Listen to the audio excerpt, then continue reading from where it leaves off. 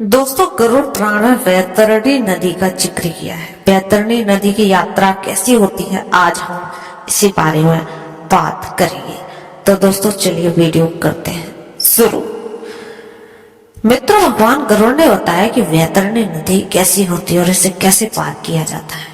मित्रों, काशीपुर के एक छोटे से गांव बेलापुर में एक ब्राह्मण रहता करता, नाम था देवदत्त। जन्म से ही वे धर्मपरायण थे। उन्होंने वेदों का अध्ययन किया था, शास्त्रों में पारंगत थे और जीवन भर उन्होंने पूजा पाठ, दान पुण्य और सत्कर्मों को भी अपनी दिनचर्या बना रखा था।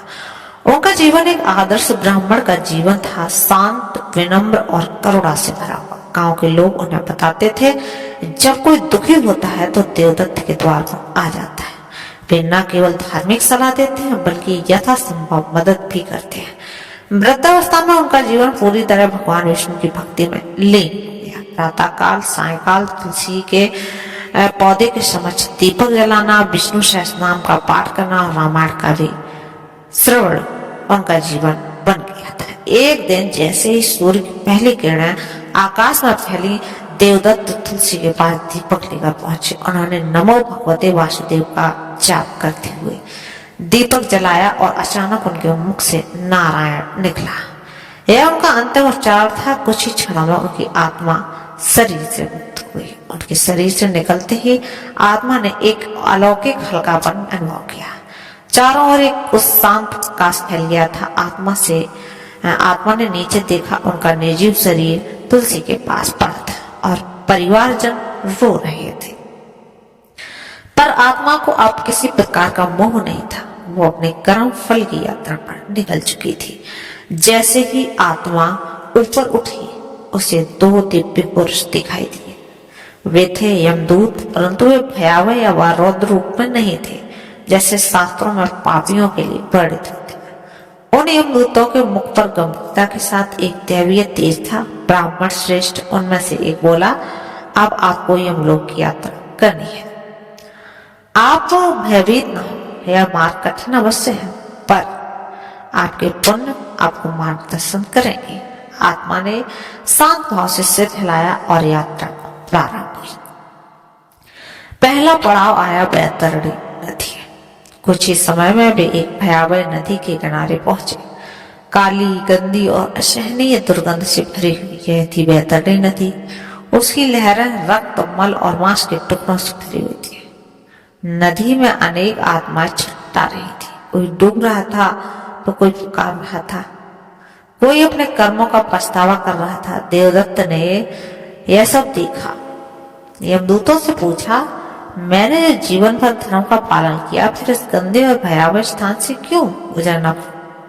यमदूत बोले, हे पुण्यात्मा, यह वैतरणी, इसे पार करना हर आत्मा के लिए अनिवार्य है, परंतु केवल वे ही इसे बिना कष्ट पार कर सकते हैं जिसको गौदान किया हो, धर्म पूर्वक जीवन जिया हो और मृत्यु के समय भगवान का स्मरण किया हो।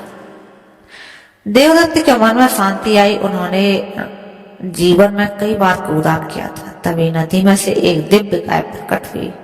उसका शरीर सुनहरे प्रकाश में चमक रहा था। उसके माथे पर चंद्र चिन्ह था और आंखों में ममता और करुणा का भाव था। गाय बोली, हे भक्त, आपने मुझे गौदान किया था, अपने आप को इस वैतरणी से पार कराऊंगी। देवदत्त गाय की पीठ पर बैठे और उन्हें सहजता से नदी पार ले गई। उन्होंने देखा कि दूसरी आत्मा उन्हें ईर्ष्या और आश्चर्य से देख रही थी। दूसरा पड़ाव चित्रगुप्त का लेखागार। नदी पार करते ही वे एक भवन के द्वार पर पहुंच गए, जहां चित्रगुप्त का लेखागार बैठा था। विशाल दरवाजे, ऊंची छत और अंदर लाखों ग्रंथों की अलमारियां थी। दोस्तों, बीच में ही एक विशाल सिंहासन, और जिस पर आप जान सकते हैं बैठे थे चित्रगुप्त के देव विराजमान। उनके हाथ में एक स्वर्ण कलम थी और सामने एक विशाल ग्रंथ खुला हुआ था। चित्रगुप्त ने देवदत्त की ओर देखा और बोले, देवदत्त, तुमने जीवन में कई पुण्य किए हैं, दान, यज्ञ, सेवा और भक्ति, पर कुछ पाप भी है। एक बार तुमने एक गरीब को तिरस्कृत किया था, एक बार क्रोध किया और कभी कभी अहंकार किया। देवदत्त ने सिर झुका लिया। चित्रगुप्त बोले परंतु तुमने श्री हरि विष्णु का नाम स्मरण करते हुए जीवन जिया है और अंतिम क्षण में नारायण का उच्चारण किया है। यह तुम्हारे समस्त पापों का प्रायश्चित है। फैसला हुआ, देवदत्त को नरक नहीं भेजा गया, वे स्वर्ग के अधिकारी है, परंतु यमपुरी के दर्शन उन्हें अवश्य कराए जाएंगे ताकि वे जान सकें कि मृत्यु के बाद ही यात्रा कितनी कठिन हो सकती है। तीसरा पड़ाव यमपुरी का दर्शन। आप देवदत्त को एक विशेष रथ में बैठाकर यमपुरी की ओर ले जाएंगे। रथ आकाश में उड़ रहा था और नीचे भयानक दृश्य दिख रहे थे। उन्होंने देखा एक आत्मा को उबलते तेल के कढ़ाई में डाला जा रहा था, किसी को कांटों पर गिराया जा रहा था और कोई राक्षसों द्वारा नोचा गया था। देवदत्त की आंखें करुणा से भर गई। उन्होंने यमदूतों से कहा, यह दृश्य बहुत कष्टदायक है, क्या कोई इस यातना से बच सकता है? यमदूत बोले, हाँ, जो जीवन को धर्म, करुणा और भक्ति से जीता है, वो गरुड़ पुराण करता है और उनका पालन करता है, वो इन यातनाओं से बच सकता है। तुम्हें यह ज्ञान इसलिए दिया जा रहा है कि ताकि तुम इस संदेश को आगे पहुंचो। अंतिम पड़ाव विष्णु धाम का द्वार। अंत में रथ एक दिव्य प्रकाश की ओर बढ़ा। दूर से ही भजन कीर्तन के ध्वनि सुनाई देने लगे। स्वर्गीय सुगंध पुष्पों की वर्षा और शांत वातावरण, यह सब विष्णु धाम की निशानी थी।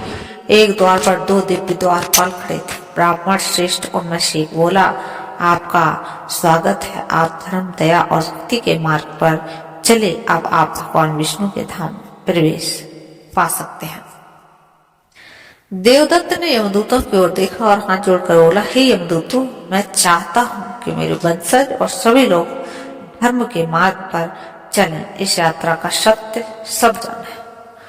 द्वार खुला और देवदत्त आत्मा रूप में भगवान विष्णु के चरणों में लीन हो गए।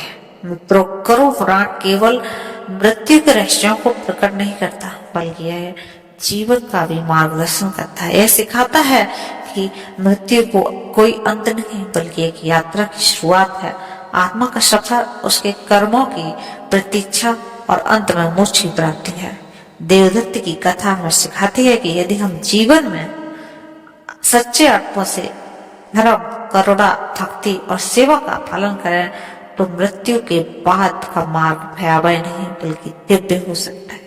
यह कथा प्रत्येक मनुष्य को प्रेरणा देती है कि केवल जीवन भोग के लिए नहीं बल्कि मोक्ष की दिशा में एक सतत प्रयास है, और इस प्रयास में गरुड़ पुराण एक अमूल्य मार्गदर्शक है। मित्रों, आपको यह कथा कैसी लगी कमेंट जरूर करें, और आप इन सब बातों को मानते हैं या नहीं। वीडियो को लाइक करें, शेयर करें, और चैनल पर नई तो चैनल को कर लीजिए सब्सक्राइब। आप सभी को इस तरह की वीडियो हमारे चैनल पर मिलती रहती है।